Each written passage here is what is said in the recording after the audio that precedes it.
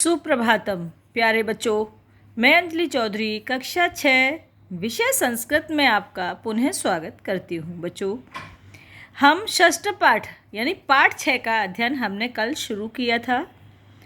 क्या नाम है हमारे पाठ का? समुद्र तटः यानी समुद्र का किनारा। हमने कुछ पाठ कल पढ़ा था। आज हम दोहराते हुए उससे आगे के पाठ का अभ्यास करेंगे। चलिए बच्चों, शुरू करते हैं। बच्चों, हमने आपको कल पढ़ाया था दोहराते हुए, यानी जल्दी जल्दी पढ़ेंगे हम थोड़ा, और जहाँ से हमने शुरू करना है आज वहाँ से हम थोड़ा आपको ज़्यादा धीरे धीरे और समझाते हुए चलेंगे। चलिए शुरू करते हैं। ऐसा समुद्र तट, यह समुद्र का किनारा है। अत्र जना पर्यटनाय आगच्छन्ति, यहाँ लोग घूमने के लिए आते हैं।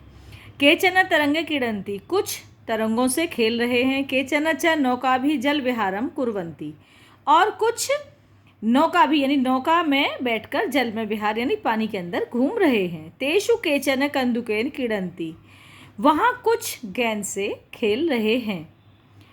बालिका बालिकाः च बालुका भी बालुका गृहं रचयन्ति, बालिका और बालक बालू से बालू का घर बना रहे हैं। मध्य मध्य तरंगा बालुका गृहं प्रवाहयन्ति, धीरे धीरे यानी बीच बीच में तरंगे यानी लहरें आती हैं और बालू के घर को बहाकर ले जाती हैं। बच्चों, आपने देखा होगा, आपने सचमुच में नहीं देखा तो पिक्चरों में या नाटक में किसी में देखा होगा समुद्र में कैसे लहरें आती हैं, और जब हम पैर कर खड़े हो तो पैरों के नीचे से भी हमारे बालू निकल जाती है।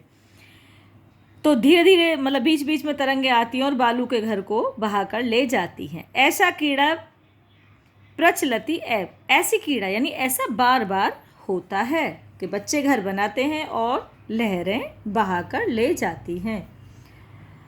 समुद्र तटा न केवलम पर्यटन स्थलानि, समुद्र का किनारा केवल पर्यटन यानी घूमने के लिए ही नहीं है। अत्र मत्स्य जीविका अपि स्वजीविकां चालयन्ति, यहाँ मत्स्य जीवनः मतलब मछुआरे, अपि यानी अपनी जीवन, स्वजीविकाम यानी जीवन चलाने के लिए, स्वजीविका जो उनकी इनकम होती है, चालयन्ति यानी समुद्र से, यहाँ पे जो मछुआरे होते हैं वो अपना जीवन यापन भी समुद्र के द्वारा ही करते हैं। आप समझ सकते हैं कैसे होता होगा कि समुद्र के द्वारा मछुआरे क्या करते हैं? मछलियाँ पकड़ते हैं, बेचकर अपने जीवन को यापन करते हैं।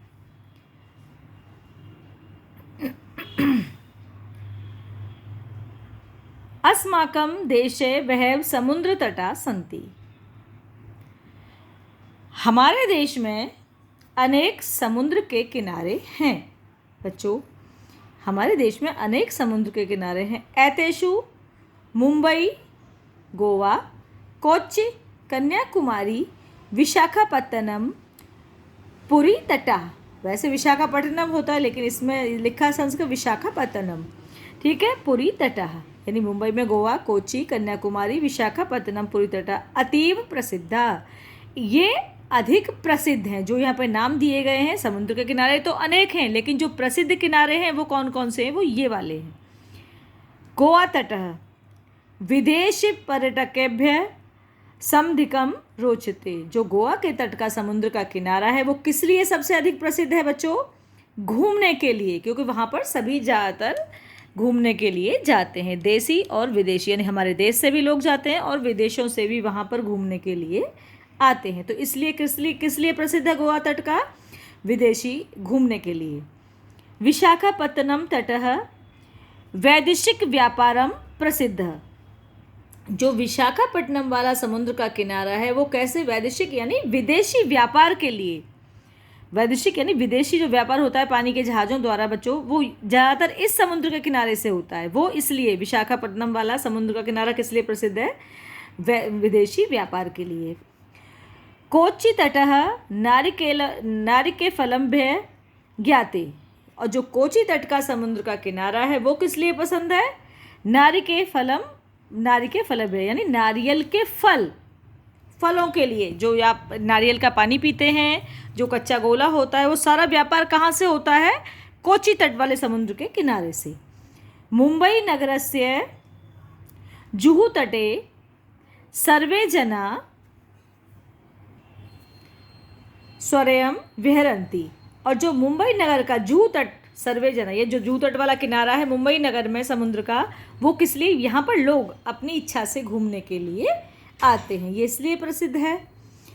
चेन्नई नगरस्य मेरिना तटः देशस्य सागर तटेषु दीर्घतम। जो चेन्नई नगर में मेरिना तटः नामक जो ये समुद्र का देशस्य का किनारा है, ये सागरों में सबसे लंबा किनारा है।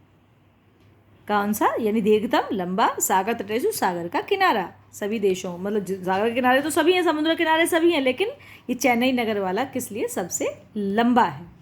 बच्चों इससे आगे का अध्ययन हम आपको इससे अगली वीडियो में कराएंगे। सभी बच्चे यहाँ तक पढ़ेंगे पाठ को व समझेंगे। धन्यवाद।